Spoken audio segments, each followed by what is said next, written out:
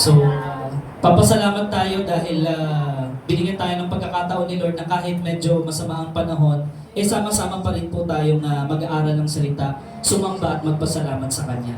And we know, napakahalaga ng oras na ito, no? Kung yung nga pong ganitong kalakas na ulan, marami pa rin pumupunta sa mga ibang lugar na hindi naman po simbahan o yung mga palengke or something, di ba? Ano po ba ang mas mahalaga, pinakamahalagang lugar na dapat palagian nating puntahan? Walang iba kundi panambahan ng Diyos. Amen. Kaya naman mga kapatid, sino dito excited na? Amen. Sa pagdinig ng salita ng Diyos. Palakpakan natin ang Panginoong Jesus. Yes. At ang title nito, basahin natin. Sabay-sabay. 1, 2, 3, go! The pathway through the deep. Ayan. Isa pa. 1, 2, 3, go! The pathway through the deep. O, di ba? Tumigil yung ulan. Binasa natin yung title, no? The pathway through the deep, no? Ito po ay napakahalaga na ating malaman na si Jesus na ating Panginoon, siya yung gumagawa ng daan kung saan akala natin wala ng paraan. Amen. Basahin po natin yung ating teksto. Exodus chapter 14, beginning at verse 1. Ayan. Sabi dito, sinabi ni Yahweh kay Moses, pabalikin mo ang mga Israelita at doon mo sila pagkampuhin sa tapat ng Pi-hahirot na Baal-zephon sa pagitan ng Migdol at ng dagat. Aakalain ng Paraon na kayo'y nagkakaligaw-ligaw na sa ilang sapagkat hindi ninyo malaman ang lalabasan. Sabi sa verse 4, pagmatigasin ko ang Paraon at ahabulin niya kayo, ngunit ipapakita ko sa kanya at sa kanyang mga tauhan ang aking kapangyarihan. Sa gayoy malalaman ng mga Ehipsyo na akong si Yahweh, sinunod ng mga Israelita ang sinabi sa kanila. Nang makarating sa Paraon ang balita tungkol sa pag-alis ng mga Israelita, nagbago siya ng isip, pati ang kanyang mga tauhan. Sinabi nila, bakit nating pinayagang umalis ang mga Israelita? Wala na ngayong maglilingkod sa atin. Sa verse 6, ipinahanda ng Paraon ang kanyang mga karwahing pandigma at ang kanyang mga kawal. Sa verse 7 po, ang dala niya'y 600 pangunahing karwahing pandigma, kasama rin ang lahat ng karwahe sa buong Ehipto. Bawat isa ay may sakay na punong kawal, no? By the way, ang background po nito mga kapatid, yung Exodus, nakaalis na po yung mga Israelita from Egypt. Nung nagpadala ang Panginoong Diyos ng 10 salot sa pamamagitan ni Moses at ni Aaron, sila po ay nakaalis na nung dumating yung pang-10 salot. Yung pang-10 salot po, yung lahat ng panganay sa buong Ehipto ay namatay. At yung hindi namatay ay yung mga Israelita kung saan merong dugo ng lamb, ng kordero sa kanilang hamba ng pintuan. So, yung angel of death ay nag-pass over. Everybody say, pass over. Ayan. No? Kaya, yun din po yung mensahe sa atin kung saan ang Panginoong Jesus niligtas tayo mula sa tiyak na kamatayang espiritual, yung kanyang dugo, ang siyang inalay, ang siyang nagbubo doon sa krus ng Kalbaryo upang tayo po magkaroon ng salvation o yung tinatawag na Passover. Na the wages of sin is death, but the gift of God is eternal life in Christ Jesus. Amen po? Tuloy po natin sa verse 8. Pinagmatigas ni Yahweh ang Paraon at hinabol nito ang mga Israelita na nooy buong pagtitiwalang naglalakbay. Hinabol nga sila ng mga Ehipsyo, ng mga kawal ng Paraon, sakay ng kanilang karwahe. Inabot nila ang mga Israelita sa tabing dagat, malapit sa Pi-hahirot sa tapat ng Baal-zephon. So dito po makikita po natin mga kapatid, yung senaryo kung saan nakaalis na nga yung mga Israelita, ngunit nung nagbago yung isip ng Paraon, pinahabol niya sa kanyang mga kawal na hindi lang ordinaryong kawal, no? Kung hindi ito yung pandigma. Ilan po yung humabol? 600 na karwahing pandigma. Amen? At iba pa yung mga kawal. So, sobrang dami po noon. at naka-full battle gear yung mga humahabol sa mga Israelita. Pero yung mga Israelita, by foot lang sila luglalakbay at wala silang anumang armas. Nakita niyo po yung background mga kapatid? So sa verse 10 po, nung naaabot na sila, matinding takot ang naramdaman ng mga Israelita nang makita nilang dumating ang Paraon at ang mga Ehipsyo. Kaya tumaing sila kay Yahweh. Everybody say prayer. Ayan, tumaing sila kay Yahweh. At ang sinasabi nga po sa verse 11, sinabi nila kay Moses, wala na bang mapaglilibangan sa amin sa Ehipto? Kaya mo kami dinala sa ilang para dito mamatay? Inilabas mo nga kami sa Ehipto, ngunit tingnan mo ang nangyari. Hindi ba't bago tayo umalis, sinabi na namin sa iyo na ganito ang mga aming sasapitin? Sinabi na namin sa iyo na huwag mo kaming pakialaman. At pabayaan na lamang kaming manatiling alipin ng mga Ehipsyo, sapagkat mas gusto pa naming maging alipin kaysa mamatay dito sa ilang. Sa verse 13. Sabi po sa verse 13, sumagot si Moses, lakasan ninyo ang inyong loob. Huwag kayong matakot.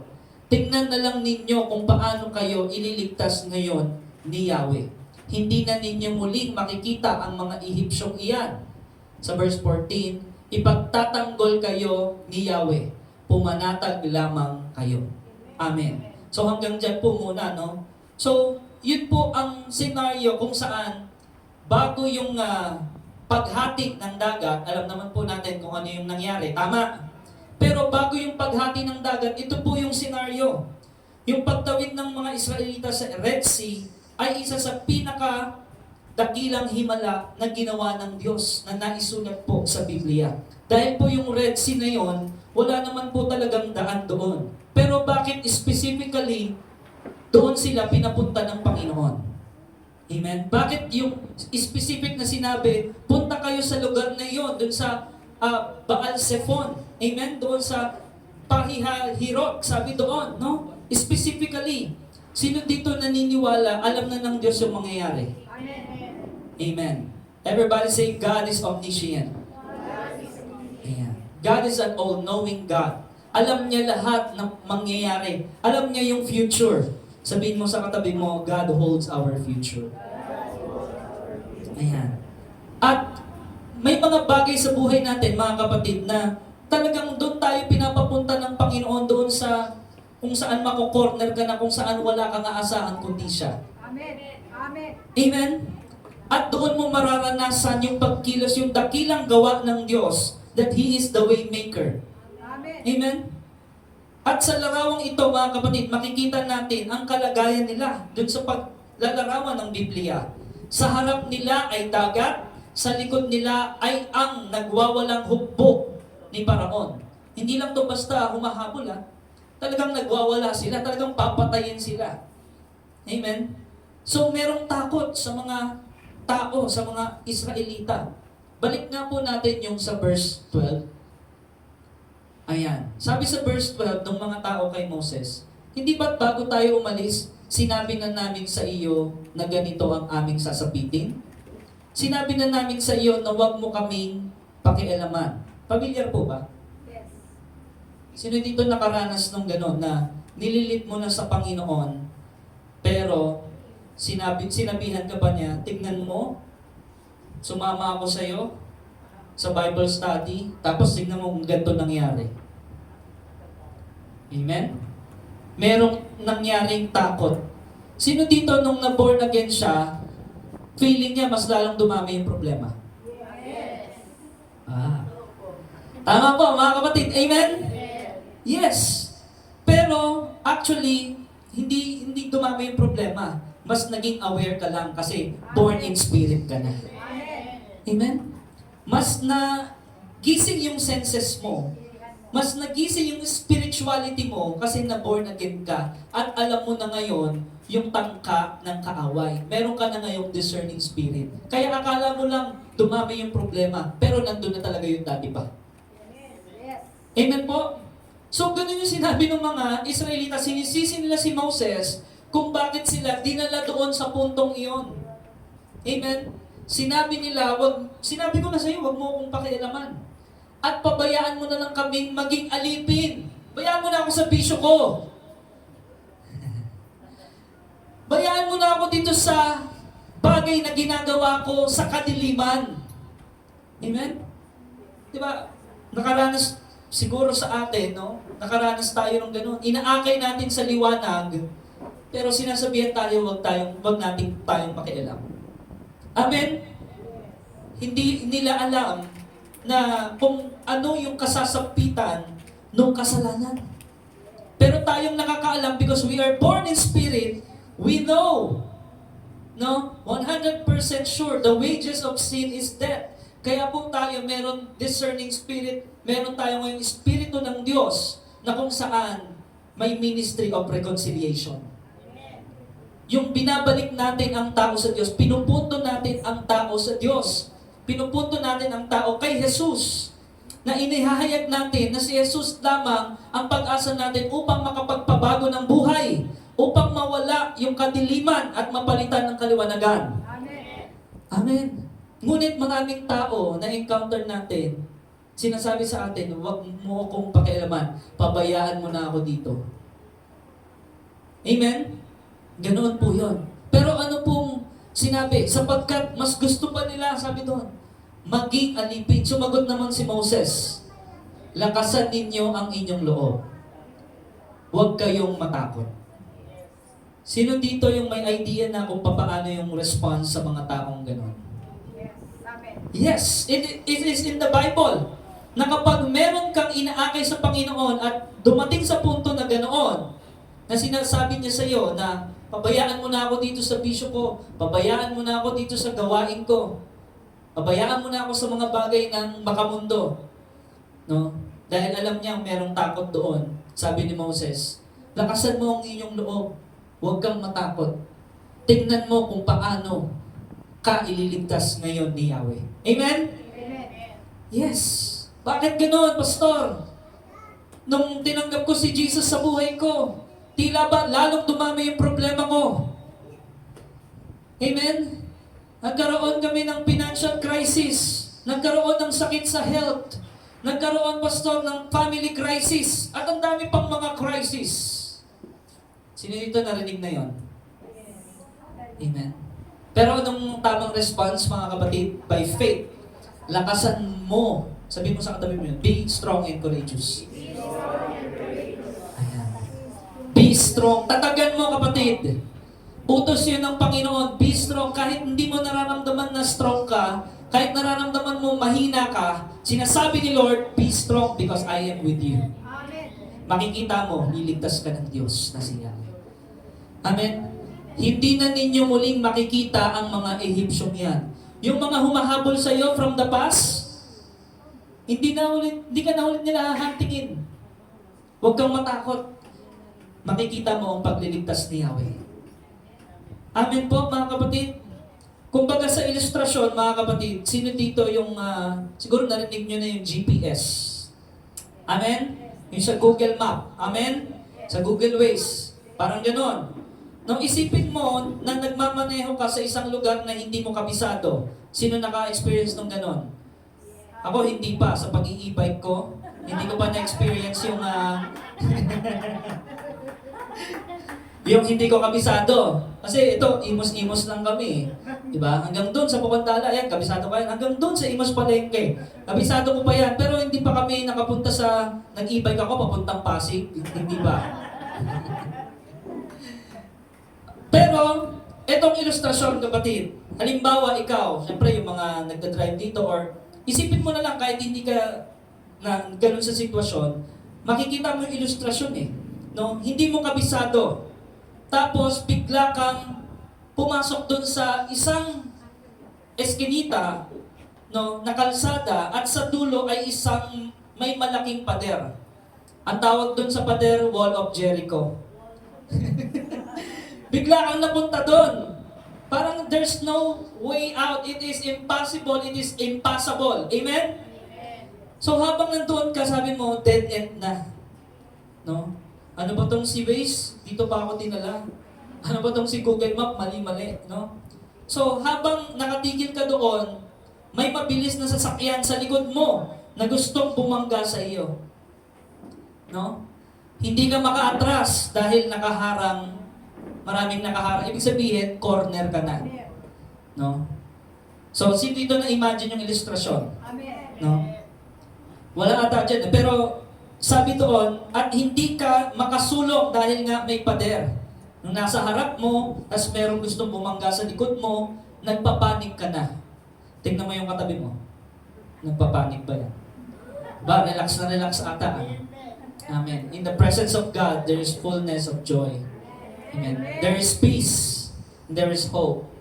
No? Pero nung sa sitwasyon, halimbawa, nung ganoon, ikaw ay na-corner, ngunit biglang nagsalita yung isang GPS na sinasabi, no?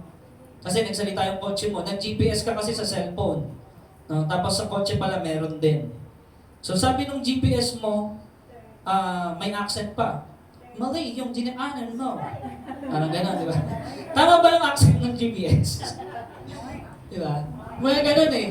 So, wrong way. Di ba? May gano'n pa. So, sinasabi, recalculating. Everybody say recalculating. Yan. Ina-assess na merong ibang way out. No? Merong 50 meters, drive straight through, sabi ni GPS. No? Tapos sabi mo, baka pader na naman yun. Paano ko dadaanan ito? Pader nga ito. Ganito ang naramdaman ng mga Israelita, mga kapatid. Para silang nakaharap sa isang pader. Kahit hindi pa nila natatagpuan yung Wall of Jericho sa panahon na yon, parang gano'n na din yun, yung Red Sea. Walang daan, no? Akala nila maling kalsada. Akala nila mali yung tinahak nila. Tama ba si Lord na pinunta kami dito? Sino yung napatanong na gano'n? Tama ba si Lord na nasa sitwasyon ako na nito? Bakit? Parang mali siya. Sino dito yung parang nagduda sa Panginoon? No? Sa mga estudyante, tama ba tong course ko? Bakit yung 2 times 2 di ko masagot? Di ba? Gusto kong mag-engineering, pero bakit di ko mapasa yung math? Tama kaya tong course ko? Pero hindi ka papupuntahin ng Lord, lalo na kung pinag-pray mo, hindi ka ilalagay ni Lord sa isang sitwasyon kung wala siyang purpose. Yes. Amen. Kung wala siyang gustong ituro sa iyo, Yes. that will make your faith grow. Amen. Amen po? So, kaya pala pinapunta sila doon ni Lord. Specifically, di ba sabi sa Baal Zephon, punta kayo doon sa Pi-hahirot, di ba? So, dahil sabi ng Panginoon, tuturuan niya tayo na magtiwala sa Kanya. Amen. Sino dito yung handang magpaturo sa Lord? Amen. Sino dito yung handang magtiwala sa Panginoon? Amen. Gusto ka i-correct ng Panginoon? Sabihin mo sa katabi mo, gusto tayo i-correct ni Lord. Kasi po, ang mga Israelita, kakalabas lang sa Egypt. Tama? Kumbaga sa Kristiyano, kaka-born again lang. Tama yung devotion eh. Hindi naman kami nag-usap ni Ninong Roger, pero tama yung sitas na ginamit niya. No? You must be born again. So parang yung sa Egypt, kakalabas lang nila, kakapanganak lang. Di ba? Tapos nandun sila sa ilang. Yes, nakalabas sila sa Egypt, pero yung mga natutunan nila sa Egypt, hindi pa nakakalabas sa kanila. Amen? Just because you're out from Egypt doesn't mean Egypt has come out from you. Amen po? Yung mga kaugalian ng mundo, nung na-born again ka, hindi naman instant mawawala yun eh. Yung mga natutunan mo simula nung pagkabata ka, lalo kung halimbawa may bisyo ka, hindi naman basta-basta matatanggal yun. May ituturo sa iyo si Lord. Yes. Amen. Ilalagay ka ni Lord sa isang sitwasyon para tanggalin sa iyo yun. Amen! Yes. Amen. Praise the Lord, no? So yun po yung dinala sila ng Diyos, sabi doon, dinala sila ng Diyos sa dead end. Minsan, dadalhin ka talaga ng Lord. Yun yung unang point. Dinala sila ng Lord sa dead end ng may layunin. That's the first point. No? Dinala doon sila ng Lord. Iniisip natin na kapag nasa gitna tayo ng problema, ibig sabihin, nagkamali tayo ng desisyon. Sino dito yung na-realize niya, sinadya ni Lord na magkamali ka ng desisyon? Yes. Para Sino dito yung na-realize niya, inalaw ni Lord na gawin mo yung desisyon na yun? Yes. Amen. Amen? Inalaw ni Lord na dalhin ka doon sa problema na iyon at iniisip mo, pinarurusaan ba ako ni Lord? Sino dito yung nakaranas ng gano'n? Parang pinaparusahan ako ni Lord. No? Pero sa kabanatang ito, makikita natin ang Diyos mismo ang nag-utos kay Moses na magkampo doon. Amen? Nakita niyo yun, there's no way out. Red Sea, malalim na dagat. At sabi doon, dead end. Everybody say dead end. Pero yung salitang dead end, nasa vocabulary ba yun ng Diyos? There's no dead end with God because He is eternal. Amen? God is eternal. At ang Diyos, sinabi kay Moses, sige, doon kayo magkampo sa tapat ng Red Sea. Doon pa talaga sa tapat, ano? Ang realidad, mga kapatid, pinahihintulutan ng Diyos ang mga sitwasyong natatrap tayo para maipakita niya ang kanyang kapangyarihan at kadakilaan. Amen? Yun yung ginagawa ng Panginoon. Pinahihintulutan niya sa sitwasyong trap para maipakita niya ang kanyang kapangyarihan at kadakilaan. Kasi alam niyo po, karamihan ng mga tao, kung hindi maiipit sa isang sitwasyon, hindi tatawag sa Diyos. Amen? Sabi nga ng isang sundalo, sabi din niyo nung kaibigan kong pulis, na kapag nandun ka na sa encounter, kahit wala kang Diyos, tatawag ka sa Diyos. Kapag nandun ka na sa gyera, kahit hindi ka naniniwala sa Diyos, pag nandun ka na sa kagipitan, maniniwala ka sa Diyos. Sa bingit ng kamatayan. Amen? So, yun ay sinasadya ng Panginoon, inaalaw niya upang makita natin yung kanyang kapangyarihan. Maranasan natin siya. Amen. Sabi doon sa verse 4, kung babalik tayo sa verse 4, ano yung sabi kay Moses doon sa chapter 14 verse 4? Himay-himayin natin ng mga kapatid. So sabi doon sa verse 4, nung Exodus chapter 14, aking dadakilain ang aking sarili laban kay Paraon. Yun po yung sinabi, no? Sabi ng Diyos kay Moses, aking dadakilain ang aking sarili above kay Pharaoh. Amen. Kasi nga, maraming mga tao, syempre, kapag ang kalaban mo ay medyo mataas na posisyon sa mundo, no? Ikaw ay natatakot. Tama? Pero sabi dito sa verse 4, pagmamatigasin ko ang Paraon at ahabulin niya kayo, ngunit ipapakita ko sa kanya at sa kanyang mga tauhan ang aking kapangyarihan. Sa gayoy, malalaman ng mga Ehipsyo na ako si Yahweh. Sinunod nga ng mga Israelita ang sinabi sa kanila. So, ibig sabihin, bago pa man sila mapunta doon sa sitwasyon na yon, meron ng solusyon o game plan ng Panginoon. Amen? Sabihin mo sa katabi mo, may plano si Lord sa iyo. Sino dito yung alam niya may magandang plano si Lord? Kahit sa sitwasyon na akala mo trap na, kahit sa sitwasyon na akala mo corner na wala ng daan, wala ng paraan, pero para sa Diyos, meron. At doon mo mararanasan yung kanyang kapangyarihan. Amen. So, sa point number 2, ano yung reaksyon ng mga tao? Makikita natin yung reaksyon, no? Takot at reklamo. Sino dito yung laging nagpapanik at nagrereklamo pagkatapos magpanik? Sino dito yung guilty? Walang gustong umamin, no? Yung natakot ka tapos nagpanik ka tapos sinisi mo yung katabi mo, ikaw kasi sinama mo pa ako dito Diba? Kasi nakaramdam ka ng takot. So ang reaksyon nila ng mga Israelita, takot at reklamo. Tanong, may magagawa ba yung takot at reklamo sa problema? Pag ikaw ba ay tuloy-tuloy na nagpatakot sa takot mo, at tuloy-tuloy ka rin nagreklamo, masusolusyonan ba yung problema? Kasi sasakyan ni Satan yung emotion mo. Amen? Sasakyan ni Satan, yung takot, emotion yan Yung emotion mo, para ma-provoke kang magreklamo at lumabas puro negatibo. Pero ang isang Kristiyano, kapag natatakot siya, ang binibigkas ng labi niya, nagtitiwala ako sa Diyos. Sabi ni Haring David, when I am afraid, I put my trust in you. Amen? Kaya, hindi natin sinasabi na pag Kristiyano ka na, hindi ka dapat makaramdam ng takot. Hindi yon. Fear in this world is real. Amen?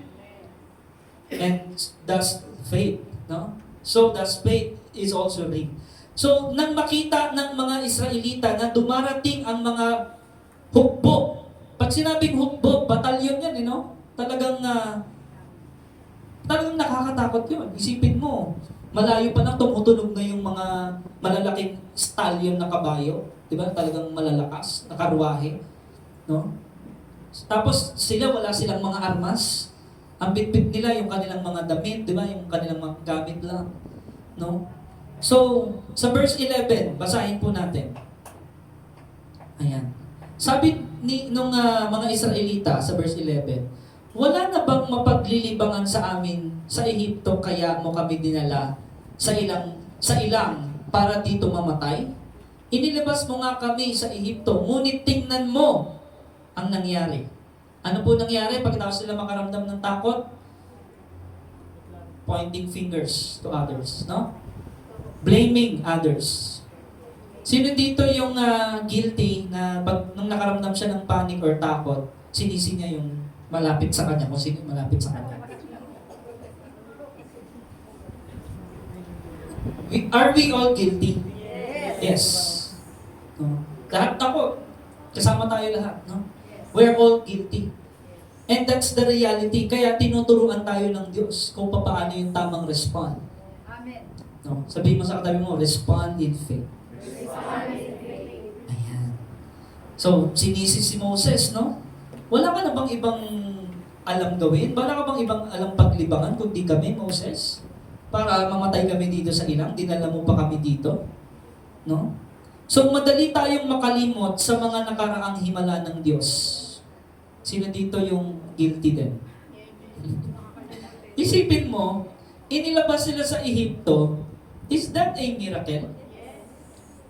It takes 10 plagues, 10 salot, bago sila makalabas sa Ehipto. Pinadala yun ng Diyos. Amen? Sa pangunguna ni Moses. At yung nakita lahat nila yung himala. Nakita lahat nila yung pang-10 salot, namatay lahat ng mga panganay, pati yung mga hayop na panganay. At hindi sila namatay sapagkat sinunod nila yung maglagay ng kordero, ng dugo ng kordero sa haba ng pintuan. Nakita nila yung miracle. Pero nung andito na sila sa puntong iyon, wala na silang maalala na nagmilagro ang Diyos nung nakaraan. Amen? Ngayong 2026, mga kapatid, kung anumang problema na kinakaharap natin ngayon, sa panahon ngayon, huwag nating kalimutan yung ginawa ng Diyos ng mga nakaraang buhay natin. Yes. You survived the pandemic. Amen? Amen. I always reflect and realize that this is my second life. Because I was about to die 2021. August yun. August ngayon, di ba? Yes. Ako po ay tinamaan ng Delta variant COVID-19. No? And yun nga, nagpa-swab. Yun yung lumabas. Amen. At sobrang hirap huminga. Kalahati lang yung paghinga ko. At hindi ka pwedeng gumalaw kapag nakahiga ka ng patagilid. Kasi pag gumalaw ka ng patagilid, tuloy-tuloy yung ubo mo na para bang mamamatay ka na. Ganun po yung naranasan ko, yung Delta variant. Wala pang vaccine nun. At papasalamat po ako sa aking napakabuti at napakaganda pong asawa. Siya po ang nag-alaga sa akin. No? Actually, July, nauna siya pero hindi Delta variant. Mild lang yung nangyari. Kaya meron siyang antibodies. Sino kaya nagplano nun? Inihanda siya nung July na siya yung unang nagkaroon ng COVID before mag-August na tinamaan ako ng Delta variant. Kasi nung mga panahon na yon, inaasikaso namin yung bahay namin no 2021. Yung pumunta kami sa BIR, sa Registry of Deeds, di ba? Nag-asikaso ng bahay eh. So, biyahe-biyahe kami. So, doon namin nakuha yun. No? Pero nung time na yon, may isang pagkakataon na talagang, yun nga, yung lagnat ko, hindi bumababa ng 40 yan eh. No, tapos talagang parang nagpapanik na yung asawa ko. No? Tapos ang sabi ko sa kanya, salamat. Nung sinabi ko sa kanya salamat, akala niya nagpapaalam na ako. Kaya iyak siya ng iyak nung time na yun. No, sabi ko, hindi ako makapag-explain kasi nga hirap na ako humingi. So nagpasalamat lang ako pero akala niya it is a goodbye. Farewell na salamat. Hindi. No? So pero dinala kami ni Lord sa sitwasyon na yon Yes. na para bang nag-iisip na siya na dalhin na ako sa ospital pero sabi ko wag. Kasi pag dinala ako sa ospital, isolated ako doon at baka doon na ako mamatay. No? So, pinapanood namin yung kay Doc Willie, di ba? Sabi, dapat at least mga 10 to 12 days pag na-survive mo yan, magpo-produce yung body mo ng antibodies, no? Para malabanan mo yung COVID kahit walang vaccine. So, kailangan ma-survive almost 2 weeks. And every natutulog ako, binabangungon talaga ako. No, kasi nga, emotionally, no?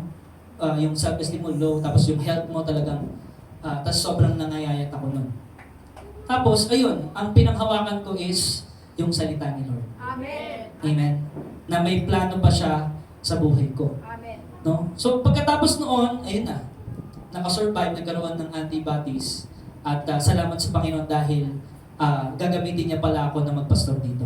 Glory to God. Amen.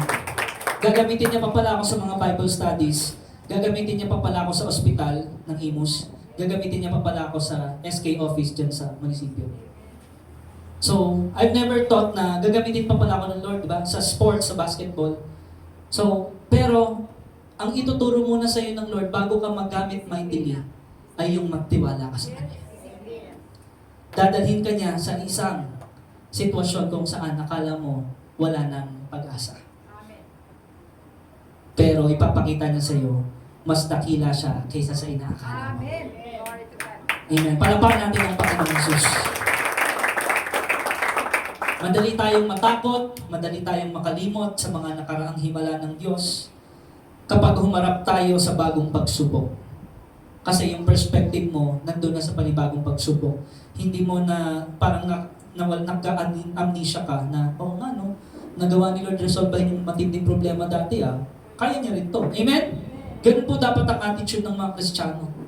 Mas mabilis tayong magreklamo. Tama? Kahit na Kristiyano ka na. No?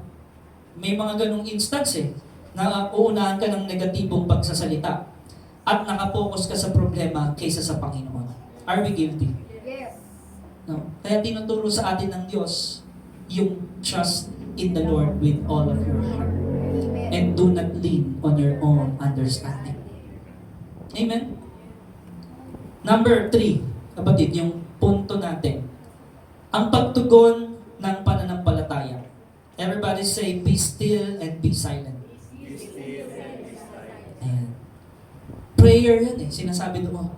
Ano yung tugon natin sa pamamagitan ng pananampalataya? Ano yung tugon ni Moses? Inaway niya ba yung mga umaaway sa kanya? No. Ang sabi niya, magpakatatag tayo. Huwag kayong mawala ng pag-asa. Kung baga, ganun yung sinasabi niya. Amen? Makikita ninyo ang pagliligtas ng Diyos ngayon. Dito sa corner na sitwasyon na ito. No? Kaya, una, sinabi niya, sinagot ni Moses, 3 mahalagang utos. Utos po ito, ha? Hindi ito suggestion sa mga Israelita. Unang utos na nanggaling sa Diyos na sinabi ni Moses, huwag kang matakot. Sabihin mo sa katabi mo, huwag kang matakot. No? Yun yung naisip ni Moses agad na sabihin. No? Na alam niya inutos yun ng Diyos. Amen? Na huwag kang matakot. Ang takot ay nagiging dahilan para gumawa tayo ng maling desisyon. Amen po? Kapag takot ang isang tao, ayan, 101% sure pag nagdesisyon siya, mali. Yes. Amen? Kumbaga, mape-pressure. At dahil sa pressure, sige na nga, compromise na lang. Sige na nga, gawin na lang natin to, pattern of this world. Sige na nga, makipag-appear na lang ako kay Paraon. Diba? Makipag-ano lang ako sa kanya, na makipag-usap na lang ako sa kanya, sige, alipinin mo na lang ako ng bisyo. No? Pero sabi ni Lord, Huwag kang matakot. No? Pangalawang sinabi ni Moses, yung unang sinabi ni Moses na utos, no? Huwag kang matakot sa sitwasyon na yan. Pangalawa, magpakatatag kayo. Everybody say, stand firm. Huwag kang tumakbo pabalik sa lumang buhay o sa kasalanan. Gusto nilang bumalik, tama? Dapat doon na lang kami. Mamatay na lang kaming alipin doon. Gusto nila yon. May mga taong ganoon na pinaghimalaan na nga ng Diyos. Tapos pag umabot sa punto kung saan trap na sila, minsan o madalas, sinisisi pa ng tao ang Diyos. Amen? Pero hindi nila nakikita na merong plano si Lord at kasama yon sa plano ni Lord. Amen. Pag sinabi po kasi plano ni Lord, hindi lahat doon na nakadetalye sa plano ni Lord ay magagandang karanasan. Meron ding mapapait. Yes. Bakit merong mapapait? Kasi kung hindi ka dadaan ng mapait na disiplina, hindi ka matututo. Amen. Amen? Pero ano ang utos niya pagka dumating na yung sitwasyon na yon? Be strong and courageous. Katulad din kay Joshua, no? Magpakatatag kayo. At yung pangatlo na nakita natin na sinabi ni Moses, be still and be silent. Amen? Sabi niya doon, manahimik muna tayo at manalangin. Magtiwala sa Panginoon. Amen. Sino dito yung unang response niya pag may matinding problema? Quiet muna. Amen. Quiet muna and then pray together with the family. Or kung sino man yung kasama mo, kaibigan or what. Amen? Pag dumating yung sitwasyon ng matindi, problema, be still and be silent and know that He is God. He is in control. Amen? Huwag kang magpanik. Huwag kang marate. Huwag kang magdalawang isip sa Panginoon. Isara mo ang bibig mo. Bakit mahalaga isara yung bibig? Dahil puro negatibo lalabas dyan. Yes. Naalala niyo yun dun sa Wall of Jericho? Sabi ni Lord, manahimik kayo. 7 days. Amen. Pagka 7 days, pag may hudyat na, doon pa lang kayo magsalita ng hallelujah. Lord. Amen. Yung unang lalabas, hallelujah. Meron nga ako isang narinig na isang pastor, maganda nga yung ilustrasyon niya. Nung pagkapakanak mo dito sa mundo, ang nabanggit mong salita ay Yahweh. Inhale, exhale. Sino dito yung alam yan? Amen. Because God breathed. Hiningahan ng buhay na galing kay Yahweh. At ang unang mabibigkas ng tao ay ang pangalan niya. Dahil ikaw ay buhay, you inhale, Yahweh. Amen? Amen. Pero sa paglipas ng panahon, patanda ka ng patanda, nakakalimutan mo kung saan ka talaga nanggaling. Kaya napakahalaga ng salita ng Diyos na nagpapaalala sa iyo na ikaw ay nilikha ni Yahweh. Amen? So kaya maganda yung quiet muna, manahimik ka, mag-reflect ka. Yes. Amen? Sino ba yung lumikha sa akin? Sino ba yung nagbigay sa akin ng buhay? Sino ba yung nagpatawad sa akin? Sino ba yung nagmamahal sa akin? Amen? Walang iba kundi ang Diyos. At inilagay ka sa sitwasyon na yan upang maranasan mo ang kanyang kapangyarihan. Sabi ng Panginoon, I will fight your battle. The Lord will fight for you. No? Be still and be silent. Hayaan mo ang Diyos ang makipaglaban para sa iyo. Kapag matindi na ang laban, kapatid, ibig sabihin hindi para sa iyo yun. Hindi para ikaw yung lumaban doon. Si Lord yun. Amen? Yun po, mga kapatid. Pang-apat po, basahin natin yung dyan pa rin sa chapter 14, verse 15 to 22. Sabi sa verse 15, sinabi ni Yahweh kay Moses, bakit mo ako tinatawag? Palakarin mo ang mga Israelita. Ayan, kasi nanalangin si Moses. Itapat mo sa ibabaw ng dagat ang iyong tungkod. Mahahati ang tubig at matutuyo ang lalakaran ninyo. 17. Lalo kong pagmamatigasin ang mga Ehipsyo at pasusundan ko kayo sa kanila. Ngunit doon ko sila lilipulin Ganda ng plano ng Lord, no? Yung talagang doon ubos sila, yung kalaban. Ang mga Ehipsyo, ang mga kawal ng Paraon, pati ang kanilang mga karwahe, ipapakita ko sa Paraon at sa kanyang hukbo ang aking kapangyarihan. Verse 18. Sa gayon, malalaman ng mga Ehipsyong iyan na ako si Yahweh. Ang anghel ng Diyos na pumapatnubay sa paglalakbay ng mga Israelita ay nagpahuli sa kanila. Diyan muna sa 19. Gayon din ang haliging ulap. Amen. Ano yung sinasabing the angel of the Lord na pumapatnubay? Pamilyar ba? Pumapatnubay sa paglalakbay ng mga nagpahuli sa kanila. Ibig sabihin, nandun yun sa likod nila, pinoproteksyonan sila. Yes. Amen. Gayon din ang haliging ulap. What does it says? No? The revelation of God in the New Testament. Pag sinabi pong angel of the Lord, no, hindi yun yung anghel na naiisip mo. Amen? Na may backpack, di ba? O di kaya yung cherubim na nakadiaper na may, di ba? Cupido. Hindi yon. Pag sinabi, nabasa mo sa Bible, angel of the Lord, God sent. Ipinadala ng Diyos. At sinabi pa doon na pumapatnubay. Mapatnubay sa kanila yung angel of the Lord. Na nagpahuli sa kanila, gayon din ang haliging ulap. Amen. Sino po dito naniniwala na yung pumapatnubay sa kanila ay yung Espiritu ng Diyos Amen. at ang Espiritu ng ating Panginoong Hesus? Walang iba kundi ang ating Panginoong Hesus. Amen po, mga kapatid? Kasi andun yung haliging ulap, matindi yung init, pero hindi sila namamatay sa init dahil merong haliging ulap. At merong pumapatnubay sa kanila, sa kanilang direksyon. Sino yun? Walang iba kundi ang Espiritu ng Diyos. Spirit of Jesus Christ. Amen? The very presence of God. Amen. Yung pumapatnubay sa kanila. Sabi sa verse 20, ang ulap ay lumagay sa pagitan ng mga Israelita at ng mga Ehipsyo. Madilim sa panig ng mga Ehipsyo. Amen? Madilim sa panig ng mga Ehipsyo. Maliwanag naman sa mga Israelita.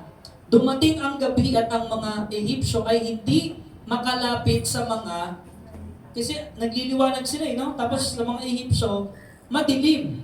Sabi sa verse 21, itinapat ni Moses ang kanyang tungkod sa ibabaw ng dagat. Saan po tinapat yung tungkod? Ibabaw ng dagat. Kung nilatag lang kaya ni Moses yun sa may dagat, mahahati kaya yun? Amen. Sabi mo sa katabi mo, follow His instruction accordingly. Kung ano yung specific na sinabi ni Lord, yun yung gawin mo. Amen. Pag sinabi niya, iangat mo, sa ibabaw ng dagat yung tungkod, iangat mo. Hindi yung ganun lang or ibahin mo. Lord, siguro pwede na to. Hindi. Hindi yun. Kung ano yung pinapasabi ni Lord, yun ang gawin mo. Amen. Para maranasan mo that He is the way maker. He is the miracle worker. He is the promise keeper. At yun nga, nagliwanag ang Israelita, mga Israelita, light in the darkness. Yung paligid nila, puro madilim. Sila lang yung maliwanag. Sabi sa verse 22, ang mga Israelita ay tumawid sa dagat na ang nilakaran ay tuyong lupa sa pagitan ng tubig na parang pader. Amen? So kung nai-imagine niyo po yung illustration, Yes. nagliliwanag sila, amen? Tapos sa paligid nila, puro madidilim. Pero sila nagliliwanag. At habang lumalakad si Moses, di ba? And they follow their leader, si Moses. Tuyo yung lupa. Nakakalakad sila. Nahati yung dagat. Amen po? Amen. So ano po yung sinasabi sa atin ito? Pagkatapos nilang manahimik ang Panginoon ay nagsalita. Praise the Lord. Minsan kailangan mong manahimik sa mga negatibong bagay para marinig mo si Lord. Amen. Prayer po yun, mga kapatid. At yun nga, na-receive ni Moses yung instruction. Kaya, action precedes the miracle. I say it again. Action precedes the miracle. Kailangan nating hakbangin ang pananampalataya bago natin makita ang paghatid ng dagat. Kailangan lumakad ka sa pagtitiwala at pananampalataya sa Diyos para makita mo, mahahati yung kung ano mang problema sa buhay mo. Nang itinaas ni Moses ang kanyang tungkod, inunat ang kanyang kamay, gaya ng sinabi ni Yahweh, hinati ng Panginoon. Sino po yung naghati ng dagat? Panginoon. Hindi si Moses, ha? Baka kasi yung ibang story, alam mo si Moses, hinati niya yung dagat. Ang Lord ang naghati ng dagat sa pamamagitan ni Moses. Alam mo, nakapasa ka sa exam dahil sa akin. Oh. Hindi. Ginamit yung taong nagpala, nag-bless. Pero si Lord pa rin yun. Si Lord pa rin yung nagpagaling. Si Lord pa rin yung gumawa ng paraan. Ang glory pa rin ay sa Diyos. Hindi sa tao. Amen. Amen. So, kaya ayon, hinati ng Panginoon ang dagat sa pamamagitan ng malakas na hangin at lumakad ang mga Israelita sa tuyong lupa. Amen po, mga kapatid. At ano pong nangyari sa verse 23 to 31? Hinabol sila ng mga Ehipsyo. Gaya ng sinabi ni Lord, hahabulin kayo niyan. Hindi kayo titigilan niyan. Hanggang sa dagat, hinabol sila. Ang mga ito ay mga kawal ng Paraon na nakasakay sa mga karwahe at mga kabayo. Mabibilis. Yung Israelita, di ba? Ilang milyon sila noon. Estimated 2 million naglalakad. Tapos yung mga umahabol sa kanya, talagang mabibilis, nakakarwahe. Sa verse 24,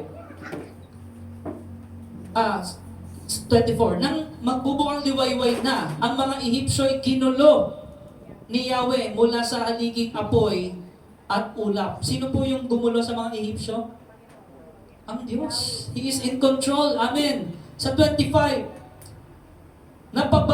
napabaon ang gulong ng mga karwahe at hindi na sila makahabol ng matulin. Kaya sinabi nila, umalis na tayo rito sapagkat si Yahweh na ang kalaban natin. Alam na nung mga kaaway nila na hindi na tao yung kanilang nilalabanan kundi Diyos na. Verse 26. Sinabi ni Yahweh kay Moses, itapat mo ang iyong tungkod sa ibabaw ng dagat at tatabunan ng tubig ang mga Ehipsyo, pati ang kanilang mga karwahe. Sa 27, ganun nga ang ginawa ni Moses. At sa pagbubukang liwayway, nanumbalik sa dati ang dagat. Ang mga Ehipsyo ay nagsikap makatakas, ngunit pinalakas ni Yahweh ang pagdagsa ng tubig, kaya't nalunod silang lahat. Nang bumalik sa dati ang dagat, natabunan ang mga karwahe, kabayo ng Paraon, pati ang kanyang buong hugbo at wala ni isa mang natira. Ubos. Sa verse 29, ngunit ang mga Israelita nakatawid sa dagat na tuyong lupa ang dinaanan sa pagitan ng tubig na parang pader. Verse 30, ng araw na iyon, ang mga Israelita ay iniligtas. Everybody, salvation from God. Iniligtas ni Yahweh sa mga Ehipsyo. Nakita nila ang mga bangkay ng mga Ehipsyo nagkalat sa tabing dagat. Dahil sa kapangyarihang pinakita ni Yahweh laban sa mga Ehipsyo, nagkaroon sila ng takot sa Kanya. Kanino na yung takot? Sa Diyos na, hindi na dun sa mga tao. At sumampalataya sila sa Kanya at sa lingkod niyang si Moses. Amen po, mga kapatid. Nakita nyo, kapag si Lord talaga yung nasunod, yung plano niya, resolve yung problema. Walang matitira kahit isa. No? Kasi kapag tayo yung nag-resolve ng problema, may natitira eh. Tama? Yes. Yung half lang yung na-resolve mo, tapos the other half, andyan na naman. No? So, ganap ang pagliligtas ng Diyos. Pag sinabing salvation, hindi ka lang iniligtas ng Diyos sa impyerno, kaya kang iligtas ng Diyos araw-araw, kaya kanyang proteksyonan mula sa mga masasamang loob sa mundong ito. Amen? So yun po ang pagliligtas ng Diyos. Ang pader na tubig, yung talagang sobrang laking dagat na yan, na naging daan para sa mga anak ng Diyos, ay naging bitag naman para sa kanilang mga kaaway. The same problem na sinulusyonan ng Diyos, yun din yung ginamit ng Diyos para mawala yung mga kaaway. Sa tingin niyo, mga kapatid, ano talaga yung problema? Yung dagat o yung mga humahabol? Sino talaga yung problema? Ang una sa isip ng mga Israelita, ang problema yung dagat. Hindi nila alam, yung solusyon pala, yung dagat. Yes. Amen.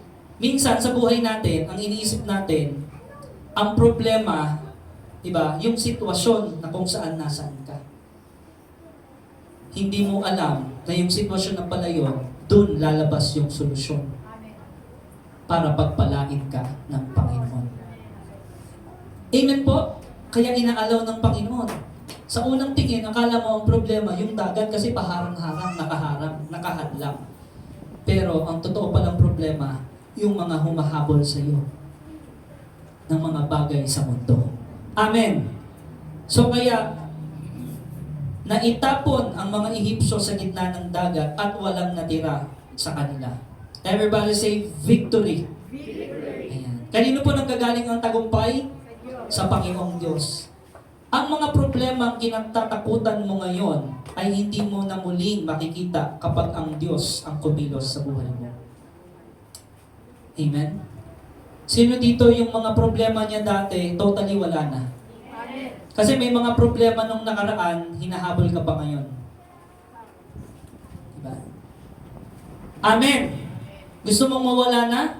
Yung mga galing pa ng 2021 na problema, hinahabol ka pa rin ng 2026. Yung problema mo nung 2015, 2010, hinahabol ka pa rin ngayong 2026.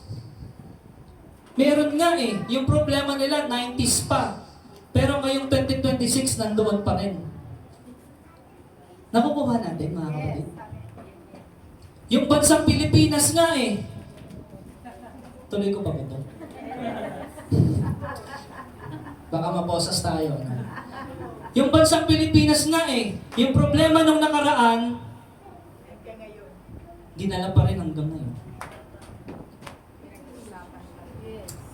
Amen? Ganun din sa sanlibutan. Mga kapatid, bakit? Dahil sa kawalang pagsampalataya sa Panginoon.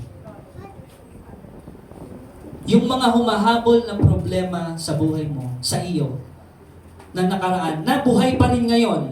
Parang mga Amalekita yan No, parang hindi namamatay. Panahon ni Abraham, panahon ni Isaac, panahon ni Jacob, andun pa rin. Tapos sumulpot, panahon ni Joshua, andun pa din. Hindi mamatay-matay.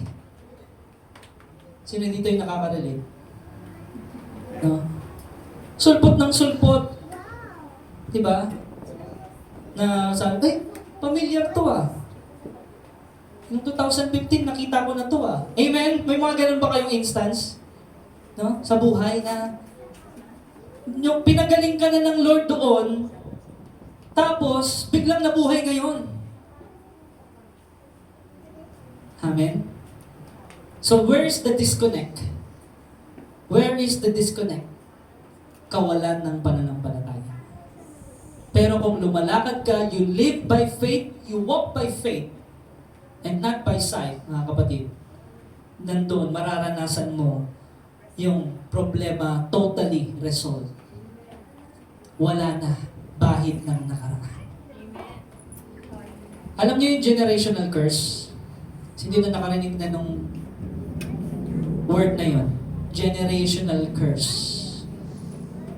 Mula nung dati-dating generation pa, ika-4 na saling lahi pa, galing pa kay lolo o doon sa pinaka-lolo-lolohan, meron pa ring effect sa buhay mo ngayon. Okay sana kung generational blessing eh. Kasi mababasa mo sa 10 utos, sa Exodus chapter 20, yung sumpa up to the 3rd and 4th generation. Ganun din naman yung blessing. Pag pinasa mo yung Deuteronomy, tama? Pagpapalain ka hanggang sa iyong kaapu-apuhan. Amen! Pero, you need to choose. Sino ang susundin mo para mabalik yung curse. That's why, sinasabi ko sa mga Bible study, ang problema ng Pilipinas, mga kapatid, hindi lang to physical, hindi lang to financial o literal na mali-maleta. Hindi lang yun. Ang pinaka-problema ng Pilipinas is spiritual. Generational curse. Paano ka natutong magreklamo ng ganyan? Sino nagturo sa'yo? Ha? Paano ka natutong mamundok at mag-armas? Sinong nagturo sa'yo? Paano ka natutong mag-rebellion? Sino nagturo sa'yo? May nagsalin sa'yo nun. That's why, devotion pa lang, ni-reveal na ng Panginoon. Devotion pa lang ni Ninong Roger kanina, ni-reveal na ng Panginoon. You must be born again para mawala, mabalik yung curse. Mapalitan ng blessing. At maibigay mo yun, maipamana mo yung the greatest legacy sa iyong mga anak. Walang iba kundi relationship sa Panginoon. Amen? So, sino po dito yung gusto niyang mabali na talaga yung mga generational curse? Sa pamilya mo. Amen? Yung huwag na maulit, paulit-ulit na lang. At sino yung gusto natin talagang magkaroon ng nation transformation sa Pilipinas? Magsisimula po yun sa atin, sa bawat pamilya, sa bawat school. Amen? Doon sa pillars of the society. Amen? Yung 5 pillars of the society. Diba? Sa multimedia, sa social media. Pag pinamunahan natin yan ng salita ng Diyos, pag nag-viral ang kapangyarihan, kadakilaan ng Diyos sa ating buhay, yun yung itinaas natin. Glory to God. Amen? Magkakaroon po ng transformation. Yung problema nung 1960s, hindi na natin dadalhin sa 2027. Amen. Amen. Hallelujah. Amen! Praise the Lord! Kapatid, naniniwala ako sa natitirang buwan ng 2026, marami kang mararanasang kagilagilalas na plano ng Diyos sa buhay mo. Breakthrough shall come. Victory shall come. You know why? Because of your faith. The question is, pipiliin mo ba si Jesus? Pipiliin mo ba na magtiwala sa Kanya? Pipiliin mo ba na manahimik at tumayo sa pananampalataya at sundin ang loob niya, gaya ng sa langit na masunod dito sa lupa? Amen? The question is, kapatid, ano ang Red Sea mo ngayon? Amen? That's my question to you. Ano ang Red Sea mo ngayon, kapatid? Ito ba ay financial crisis? Amen? Na talagang talamak dito sa ating bayan because we are living in a third world country. Amen? In this third world country, marami pong mga financial crisis. Amen? Pero merong plano ang Panginoon dahil ngayon ikaw ay kabilang na sa Kanyang kaharian. Marami siyang paraan upang ikaw ay pagpalain. Ang iyong bang Red Sea, isang broken family, broken relationship with your children? Is it, di ba? Within the family, there's a relationship gap, problema sa pamilya ng magkakapatid, ng anak sa magulang, ng magulang sa anak. Lahat yan ay spiritual battle, kapatid. Isang malubhang karamdaman ba yan? Na marami sa ating mga Pilipino, sinasabi natin, ay kasi lahi namin yan, kaya may sakit din akong ganyan. Hindi po yan totoo, kapatid. It's a generational curse. It's not hereditary. Because God is the ultimate healer. When you put your trust, your faith in Him. Ang kapag pakiramdam mo, kapatid, nandiyan ka na sa naipit ka ng sitwasyon at wala ng paraan sa tingin mo, tandaan mo, kapatid, stand firm, be strong and courageous. Yan ang sabi ng Panginoon. Magtiwala ka at manalangin. Yung panalangin mo, samahan mo ng pagtitiwala. Dahil merong mga panalangin na walang tiwala sa Diyos. Kaya yung panalangin mo, by faith yan, kapatid. Receive it by faith that God will restore. Yung mga nawala sa iyo, ibabalik ng Panginoon. Yung mga ninakaw sa iyo ng kaaway, ibabalik ng Panginoon. Yung karamdaman mo, magkakaroon ng kagalingan. Start walking by faith. Stop doubting the Lord. Gumawa ng tamang hakbang. Gumawa ng tamang kilos ayon sa pananampalataya.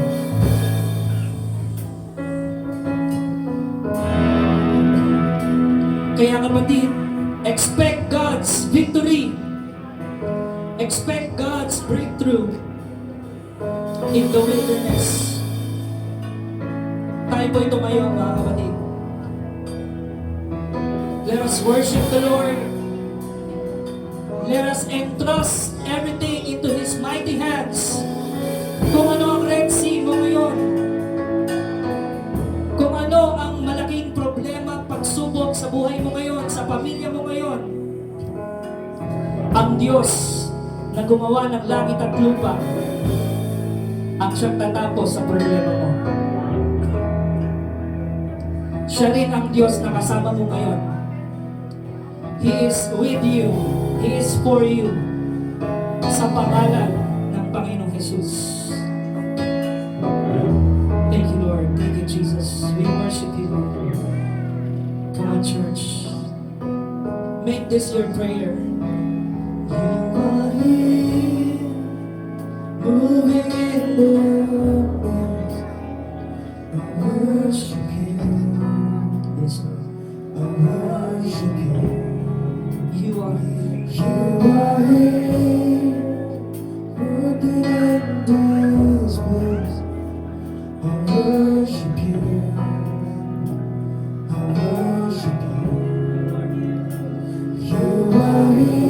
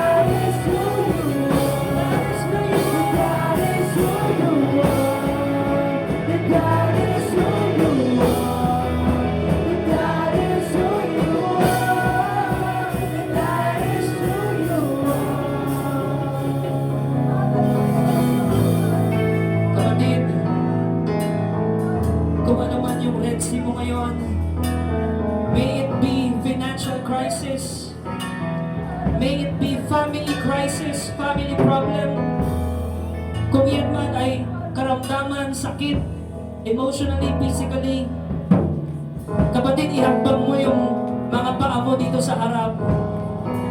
You can say to the Lord, Lord, I entrust and I surrender to you. And I worship you today.